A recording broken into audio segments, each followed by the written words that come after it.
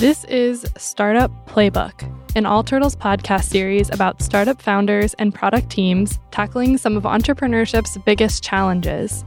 I'm your host, Marie McCoy-Thompson. One of the things that happens when you build a product and put it out in the world is that people form opinions about it, and they're going to share those opinions with you. Sometimes those comments will be constructive. Other times it'll be feedback that you don't know how to put to use. Some of the feedback will come from your own customers, but it might also come from people who are not your customers. Non-customer feedback became a common occurrence for Jessica Coller, who is a co-founder of All Turtles and is now the CEO of Spot. As Spot's CEO, she has had to field all kinds of questions and reactions to the product, and she's developed a strategy for responding to that feedback and making the most of the suggestions people have. Jessica is a co-host of the All Turtles podcast on our normal episodes, but for this episode of this series, I'll be interviewing her. And though she needs no introduction to the show, she will introduce Spot. Spot is a tool that empowers employees to speak up about incidents of harassment and discrimination at work, and then allows HR to take timely action. Even on anonymous reports, I should add. It allows HR to follow up and take action even on anonymous reports, so even when they don't know the identity of the person who's reporting. Right, and that's a key part of the product. Yes, that is a very key part of the product. It's one of the things I think that differentiates us from a lot of other stuff that's on the market. And if I had an incident happen to me at work, and I wanted to use Spot, can you walk me through how exactly that works? What am I looking at? If you're a person who has experienced something that felt like unfair treatment or inappropriate behavior at work and your company uses Spot, even if your company doesn't use Spot, you can actually go to our public website and start a chat and create a report and then decide whether or not you want to send it to your company. There are multiple ways to get into the product. But once you're there, you go through a series of questions asked by a bot that are designed to be non-leading and open questions. The questions are designed to sort of help you remember as many details as possible of the incident that happened and to encourage you to record them.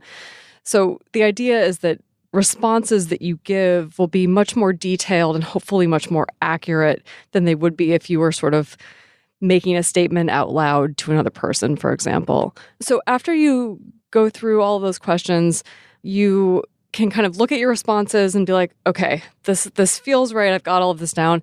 You can then keep a copy of that private report for yourself. So no one ever sees the private report except for you unless you explicitly decide to send it to someone. And then once you've kept the private report for yourself, you can then decide whether you want to submit it to your company now or save it for later.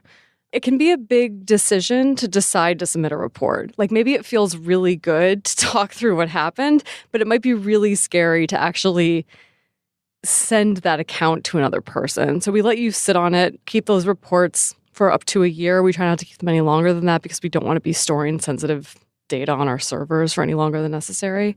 But if you do decide to submit the report to your company, whether it's immediately or later on, you can go in and edit your responses if you decide that you want to remove any identifying information.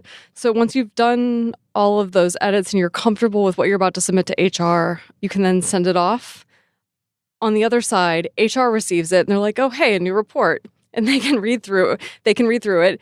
They can immediately send an email that sort of confirms receipt of it. So they can say, we got this report. We will read it and follow up with you and let you know what next steps are. So that's the first moment where an HR team might have contact with an employee who submitted a report anonymously. Once they go in and read the report, they can decide whether they have follow-up questions. They can go in and choose from a list of follow-up questions. They can, at least at the enterprise level, they can add custom follow-up questions that we actually review and edit to make sure that they adhere to the cognitive interview method. And then you can send that follow-up interview off. The employee receives a link to go to the bot.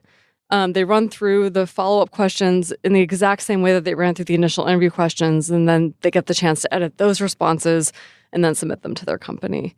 The final thing that the company can do on their side is to close the report and send a personal message to the employee. So, we discussed this with the CEO, for example, and this was what he had to say on the matter. This is what we plan to do. Let us know if like this incident happens again. Please submit another report, that kind of thing. And that's it. So it's an involved process, but that's out of necessity to ensure that all the sensitive information is recalled and documented and processed properly. And the points at which actual HR people are able to interact with an employee versus when just the bot is interacting with the employee, those points are well thought out. Human interaction for core pieces of dealing with traumatic incidents like harassment, discrimination is really important, but there are moments at which human interaction is the biggest barrier to anything ever happening. So when people, initially have to like speak up about something that happened to them, they're about to talk about something that was probably traumatic, probably emotional, maybe embarrassing, like maybe is going to make them cry.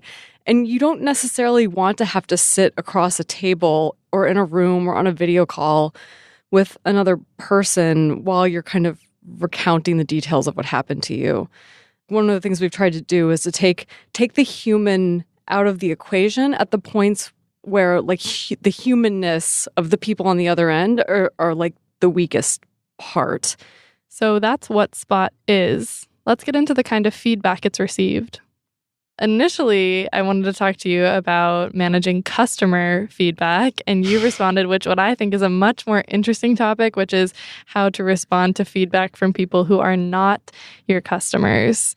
Correct. Can you talk about why you wanted to shift to this perspective and get into this topic rather than the former? Sure. I mean, it is not actually because we only have, I want to say 15. Like by the time this airs, we will probably have 18 signed customers. So, and to clarify, customers meaning large companies. That's right. Customers meaning companies who pay to use Spot and to provide it to their employees. So not because, the majority of people in the world are not Spot customers, just because I actually really value the feedback we get from customers. I think some of the relationships that we've started to build with the people who are our customers have been amazing. No. It is everyone else. I think this is possibly related to, I have a folder on my laptop called Feedback for Jessica that just contains like all of the emails or reviews that I've ever gotten that are just people, usually men, giving me completely unsolicited feedback like about my voice or about that my tendency to harp on things like harassment or discrimination. It's so interesting that I am now, in charge of a product that is meant to deal with reporting harassment and discrimination, because in general, people don't like it when you kind of point to these things as societal issues. Wait, so you keep a folder of these kinds of... Oh, yeah. Why do you keep that? I just want... that's a good point. Well, and I should say that it's not usually men. They're all from men. I've never gotten one from a woman, interestingly. Although maybe after this podcast airs, I will. I keep them to remind myself that like, A, I'm not that awesome, and I have a lot of like growing to do, but B, that people are always going to have quote unquote feedback for you. And it's kind of up to you to choose how you engage with people like that. So it's not to keep it as a sort of folder that you can laugh at. It's more because that could be one nice approach, right? It's to say benefit. Okay, so sometimes you can look at it and say this is ridiculous, yes. But it sounds like you are actually taking away from it that there is something to be noted about some of the things people say. Sometimes. In general terms, what's the high-level view of the feedback that non-customers have been giving you? I think one of the main things that people tend to point out is that, no organization wants to facilitate anonymous reporting because, what about false reports? What about people just like making things up, abusing the system and trying to like take down people in positions of power?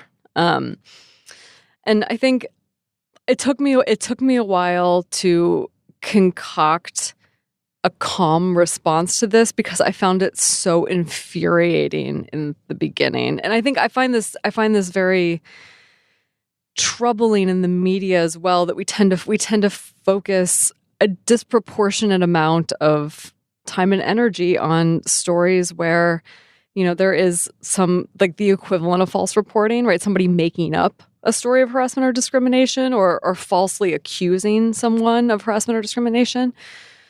Those things happen, of course they happen.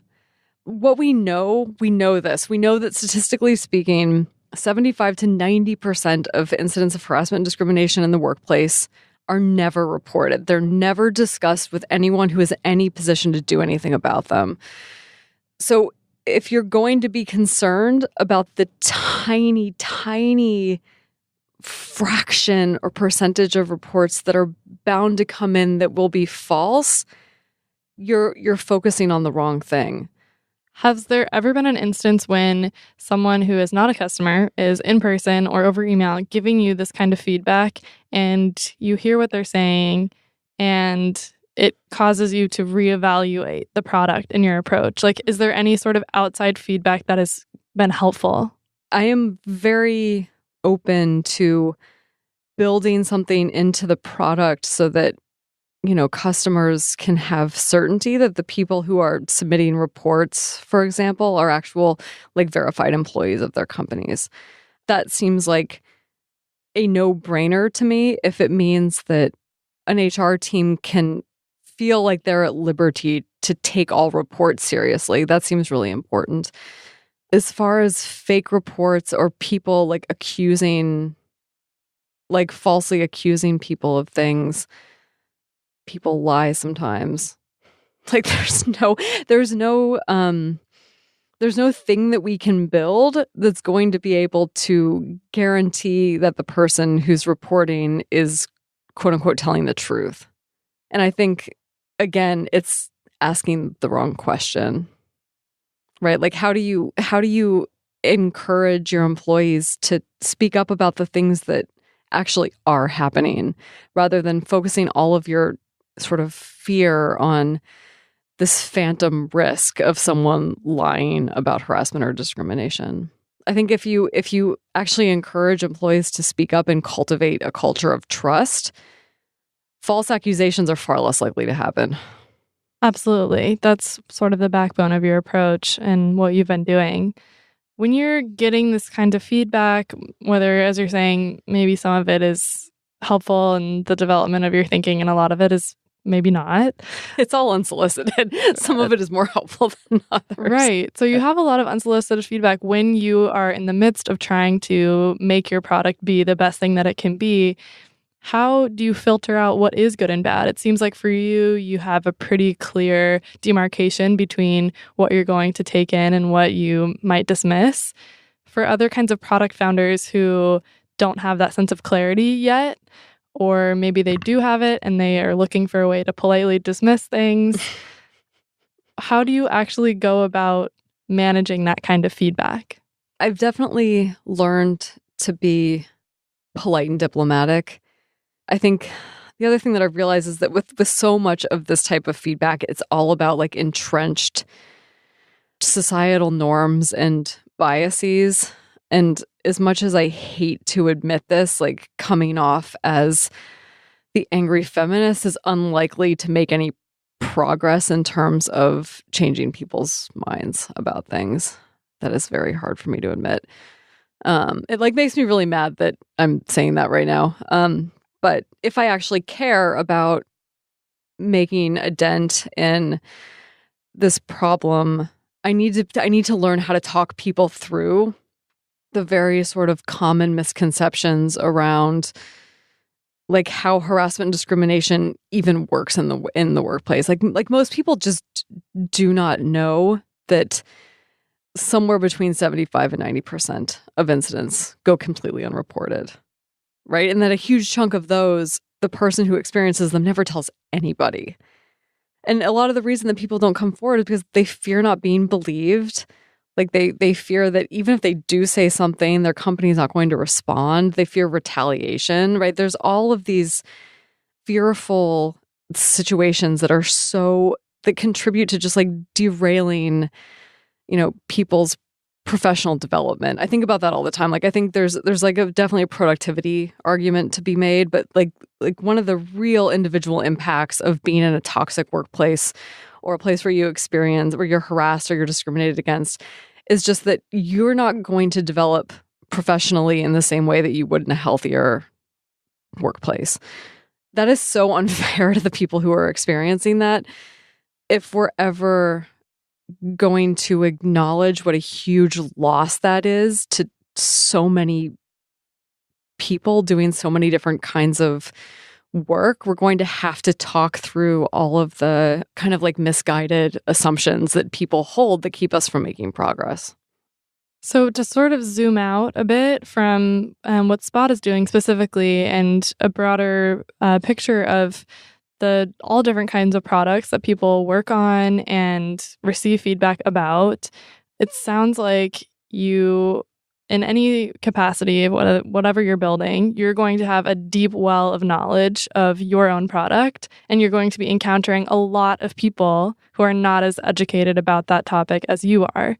And so how do you interact with those people? I mean, I know you're saying be polite, which isn't always easy, but sometimes you have to keep a level head. What other advice do you have for those kinds of interactions when you know that you know a lot about something and you're building a product to either solve that problem or be a part of that subject in whatever way that you want to be, and you're speaking to someone who doesn't know as much about it? Yeah, that's a really good question. I think one of the things that I've talked to my team about is that I think we just need to create an internal FAQ for all of these questions/objections that we encounter all the time. Getting your team, like however big your team is, on the same page about how to like very thoughtfully and deliberately present sort of arguments, like to frame your responses to these kinds of questions or objections as arguments that like have a thesis, I think has been really helpful. Like your solution should have a thesis to it. Like our thesis is that like if we make it safer and less intimidating or embarrassing for people to speak up about incidents of harassment and discrimination, and take away that human barrier that so often is the source of that embarrassment, that people will speak up about things early, and then HR will be able to deal with things before they escalate, ultimately resulting in a more like trustful and healthy and robust culture, right? That's our operating thesis. And I try to like frame our responses to objections and to feedback through the lens of that thesis. This is our argument. This is how we're building the product. And like, this is everything that we know that led us to that thesis. What do you say to product founders or CEOs who are trying to get their product out in the world? They're interacting with a lot of people, and people are asking them the same question over and over again. Do you recommend that people take a pause and think, maybe there is something to this if we're getting it over and over again? Oh, yeah, totally. I mean, I still think like there must be something to this if I hear it all the time, even if it's infuriating. That is like the rule number one of user-centered design, is that like everything will be embarrassing and infuriating because you take something that you made and you put it in the hands of people who are not you, and you will realize everything that you missed. Like it's very similar to feedback from random people on your product and the way that it's attempting to solve a particular problem. Like if you are hearing things over and over again, like that, there has to be pattern recognition that kicks in where you're like, there's something to this, and we need to know like how our product deals with this. And for false reporting, which is the one that I hear like over and over and over again, I am quite comfortable saying that if you build in tools and programs like Spot and create a more trustful work environment, you are less likely to get people falsely accusing you of things. Yes, it might still happen, but you should worry about it a lot less. And like you should be paying attention to what the vast majority of reports, which are going to be about things you previously wouldn't have known about. Right. So it's not that you take all this feedback and then say, well, we really should be making a product targeted at combating false reporting. No, it's totally just that not. You're perhaps framing your answers to people in a different way and knowing how to talk about it differently. it's important to listen to people and sometimes meet them where they are, as long as there's that good faith exists on both sides. But yeah, I'm not, like, in general, this has been very surprising to me, because in general, I'm not a person who like dismisses user feedback. Like, I think as people who make products, we have a lot to learn from users, from people who are not us. We have everything to learn from them. This has been really interesting, because this is a case where I just think that over and over and over again, people are asking me the same wrong question.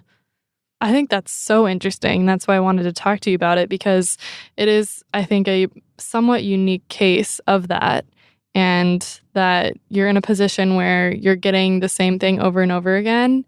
And it's a question that fundamentally goes against what you are trying to do. And so you're not going to change what you're doing. No. So then the answer then is to just keep doing what you're doing, despite all this feedback from people who are not your customers, and just learn how to speak to them in a way that they can hear. And to build the product in a way that both employees and HR teams feel like they can trust it.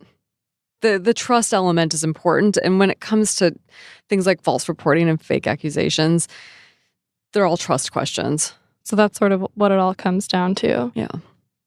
I think like there's this assumption that false accusations, false reporting, these are all things that are either retribution or people want something. And I think from everything that people want money or a settlement, or everything that I've learned building Spot, is that people who experience harassment and discrimination want acknowledgement. That is the primary thing that people want. And I think assuming otherwise is a very bad faith argument. So that's their thesis. It's why it's important to solidify your product's backbone. And then when you get feedback, you can hold it up to those core beliefs to see whether accommodating certain concerns will align with your mission or not. And for everything else, it can go in a folder on your computer to remind you to just stay humble. And also just that people are people, and they'll always have something to say.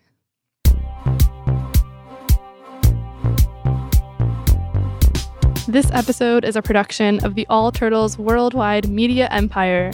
We recorded this episode in the Donatello Studios in San Francisco, California. If you have any questions, comments, or suggestions, send us an email at hello@all-turtles.com. I read every message. This episode was produced by me, Marie McCoy-Thompson. Thanks to Jim Metzendorf for editing this episode, Chris Plogue for his audio expertise, Ellie Packard for our artwork, and Matt Ammerman for our theme music. On behalf of Phil Libin, Jessica Collier, and the rest of the All Turtles team, thanks for listening.